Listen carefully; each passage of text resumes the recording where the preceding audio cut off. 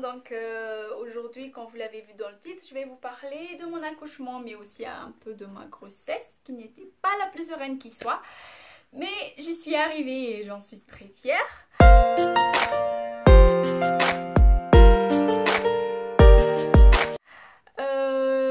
Déjà, durant la grossesse, les 3-4 premiers mois, j'ai eu des vomissements comme pas possible. Et déjà là-bas je suis une maigrichonne et dû au vomissement, à ce que j'avalais ressortait de suite. J'ai perdu 5 kilos et on m'a hospitalisée. J'y suis restée 1-2 semaines, puis je suis ressortie. Après, au 5-6e mois, vers 5-6e mois, j'ai eu des saignements. Donc on m'a réhospitalisée, j'y suis restée pendant 1 mois à peu près. Et oui, après j'étais alitée dû au saignement. J'avais des douleurs dans le dos, mais je pouvais pas marcher quoi. Je pouvais pas bouger, même allongée, ça faisait très mal quoi. Et on a dû m'opérer. Après l'opération, il y avait la poche des os qui a été touchée ou je sais pas quoi. J'avais des pertes des os. Alors là, c'était la panique totale. 5-6e mois, le bébé pesait même pas 500 grammes. Donc il me disait tous les risques. S'il va falloir accoucher ce bébé aujourd'hui, pendant ce temps-là, il y a des risques forts possibles que bébé ne survivrait pas ou qu'il aura des séquelles très graves vu que les poumons ne seront pas encore bien matures. Peut-être qu'ils collent encore les poumons, les membranes, les membres et tout ne sont pas encore terminés. Tout ça quoi, et voilà, c'était comme si c'était le ciel et nous est tombé dessus, moi et mon mari, voilà. Et j'étais alitée, je faisais ma douche sur le lit, je faisais mes toilettes sur le lit, tout, le plus glamour de l'histoire. Et voilà, c'est ce qui s'est un peu passé, et après je suis sortie de l'hôpital 1 mois après. Enfin déjà, Noël, Nouvel An, j'ai pas connu ça. J'y suis restée. Et je suis sortie que vers mi-janvier, voilà. Et toujours alitée à la maison, quoi. Et après, j'avais des contrôles tout de même réguliers chez ma gynéco et aussi à l'hôpital. Et ils ont vu que j'avais le col très court. Et il a fallu que je sois ligotée. Comment on dit ça? On m'a mis une bague pour que ça tient le col fermé. Voilà. Et 1 mois après, non, 1 mois avant le terme, on l'a retiré. Et ils m'ont dit que là, de là, je pouvais me promener, quoi, vu qu'à la base j'étais alitée, je pouvais rien faire. Et voilà, j'étais toute sereine que bébé pourrait arriver à tout moment. Dès ce jour-là, donc j'étais assez contente. J'étais contente que je peux maintenant bouger et voilà quoi, et que bébé va bien et qu'il pourra arriver à tout moment. Je confonds toujours il, elle parce que le bébé, je dis le bébé et il y a ma fille. Vous voyez de quoi je parle. Bon, vous l'aurez compris. Et puis voilà, que bébé pourrait arriver, qu'il n'y a plus de risques, que tout est bon. Et jusqu'au jour où on m'a annoncé que, madame, votre bébé ne grandit plus. Il va falloir la faire sortir de là au plus tard, le lundi 30 avril. C'était donc le jour du 26 avril, c'était un jeudi. On s'est rendu à l'hôpital pour un contrôle. Et bon, on m'a sorti ça.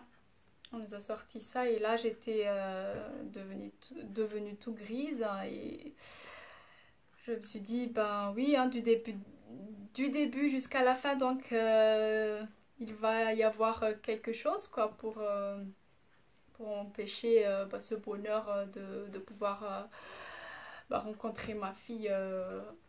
Voilà, c'est ce que je me suis dit. Et, et j'étais tout pâle et tout. Et ils ont vu que voilà, j'étais pas bien. Et ils ont proposé donc, madame, si vous voulez, vous pouvez revenir donc demain pour le déclenchement. Comme ça, voilà quoi. Et pendant le monito, on a discuté avec mon mari qui n'était pas trop d'accord, vu que le lendemain, ça sera mon anniversaire. Et on a déjà prévu de fêter mon anniversaire avec la famille et tout, et voilà. Et moi, je voulais plus attendre, quoi. Voilà, j'avais peur qu'il lui arrive malheur. Enfin, voilà. Et je lui ai dit... il faut qu'elle sorte là, j'ai plus envie. Déjà, depuis le début de la grossesse, il y avait toujours quelque chose. Il va falloir faire un terme, quoi. Enfin, je voulais la voir saine et sauve. Et puis, voilà, il était d'accord. Donc, on a programmé à 8 heures, le lendemain à 8 heures. Et voilà, donc l'introduction est un peu longue, hein. Donc voilà, le 27 avril, on s'est rendu à l'hôpital à notre rendez-vous qui était à 8 heures. On avait un peu de retard dû à des coupures de route et tout ça. Bon, bref, c'est pas plus important. On est arrivé à 8h30 à l'hôpital, on a fait des monitos. Et on a commencé, attendez, j'ai pris les notes pour que je ne fausse pas ce que je dis. Déjà, le 27 avril, j'étais à 38 semaines plus 2 d'aménorrhée. Et voilà, hein, la date prévue d'accouchement était le 9 mai 2019. Et ce jour du 27 avril, donc, on a commencé le premier médicament à 10 heures après le monitoring. Et j'avais encore rien, hein, j'avais pas de contraction ni rien, quoi que ce soit. J'étais seulement ouvert à un, deux doigts. Voilà. Et le premier médicament a commencé à 10 heures. Et on pouvait se promener. Ils nous ont dit, enfin... On est allé en bas prendre quelque chose à manger vu qu'on n'a pas mangé de la journée. Et on s'est promené un peu dans l'hôpital pour accélérer aussi un peu les choses, hein. J'ai vu tous les épisodes de Baby Boom et toutes les astuces qui se font sur internet, comment accélérer les travails. Voilà, c'est ce qu'on avait fait. Et on a dû revenir donc en haut dans la salle vers 12 heures, vers midi pour le second médicament. Et après, troisième médicament. Et c'était au bout du troisième, quatrième médicament que je commençais à sentir des contractions. Mais d'après les monitos, j'avais déjà pas mal de contractions que je ne ressentais pas forcément. Donc ils ont dû diminuer un peu la dose, hein, du médicament. Donc on a décalé un peu. Et vers 17 heures, je commençais à avoir des douleurs en bas du ventre et dans le dos. Et vers vers 19h, les contractions étaient plus ou moins régulières, tous les 4 minutes. Mais il n'était pas plus fort. Il n'était pas trop fort, quoi. Je supportais, j'arrivais encore à supporter, voilà. Et vers 20h, hein, on se promenait, on est sorti prendre l'air en dehors de l'hôpital. Et j'avais déjà le ventre bas, hein, pour vous dire. Et on faisait des allers-retours en dehors de l'hôpital pour des promenades. Et, enfin, entre les médicaments et les contrôles, on sortait tout le temps pour prendre l'air et pour aussi... Enfin, j'en avais marre de l'hôpital, quoi. Et quand j'avais pas de mojito, on sortait. Bon, vers 22h, j'avais un prochain contrôle. Et mon mari est allé... enfin, à la base, il voulait pas rester la nuit. Il voulait rentrer à la maison et s'il y a quoi que ce soit, je l'appelle. Mais je lui ai dit, si j'accouchais cette nuit, donc tu verras pas, quoi, voilà. Et du coup, il est allé à la maison prendre 2-3 trucs et il est retourné. Mais entre-temps, j'avais des douleurs qui commençaient à me peser.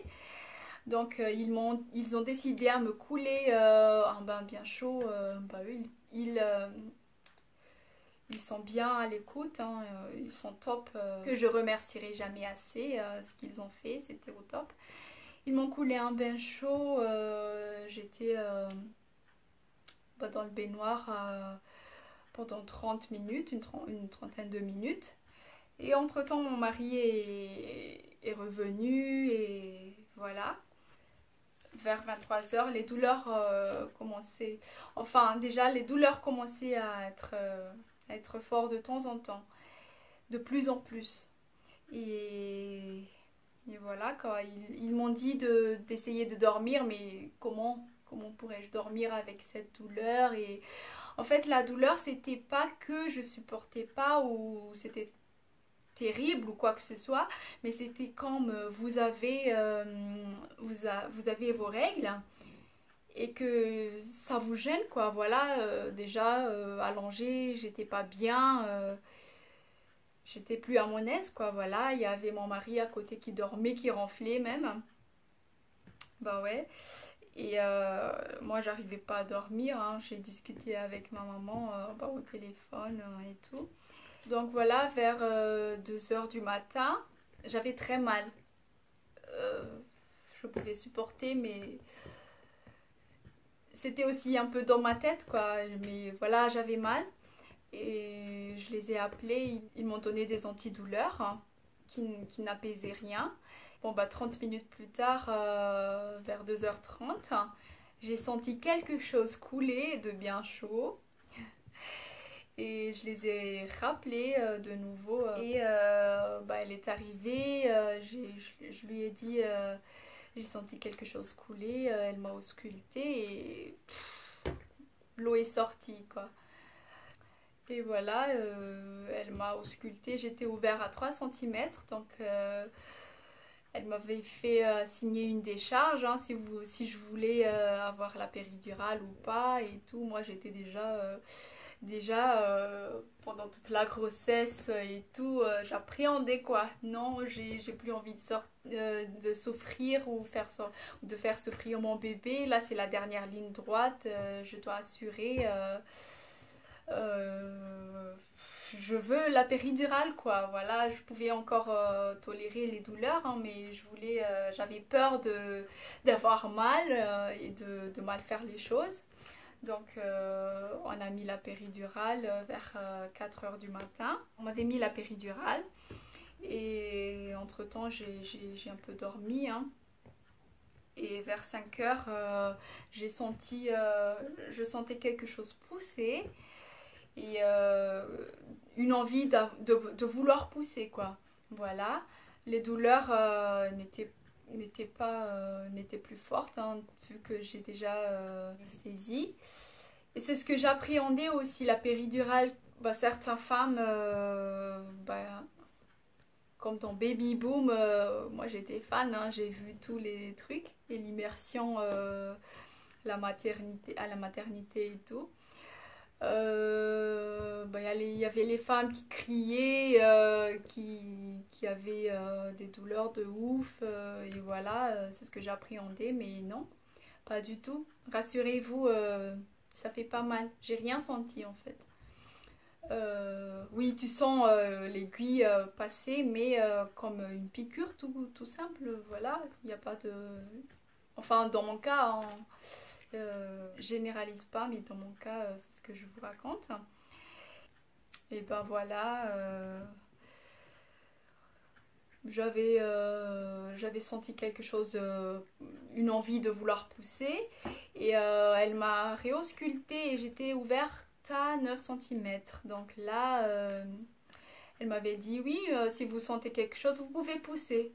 Alors là, j'étais pas du tout prête vu que je viens de me réveiller et voilà, j'étais pas encore prête. Alors là, à la péridurale, je crois, je sentais pas où dois-je pousser, comment. Enfin, c'est comme que la membre inférieure est morte, quoi. Je savais pas où pousser. Je sentais un peu de douleur, mais je savais pas pousser. Et voilà, jusqu'à 6 heures, à 7 heures, bébé ne sortait pas. Donc à 7 heures, la sage-femme a décidé d'appeler bah, le médecin qui est arrivé de suite. Et elle m'a aidée avec une serviette. En fait, le truc, c'est qu'elle m'a enroulée d'une serviette. Elle a noué au-dessus de mon ventre et bah, elle me tire et elle appuie en m'aidant à faire descendre le bébé. Et ça n'a pas marché. Ça n'a pas marché.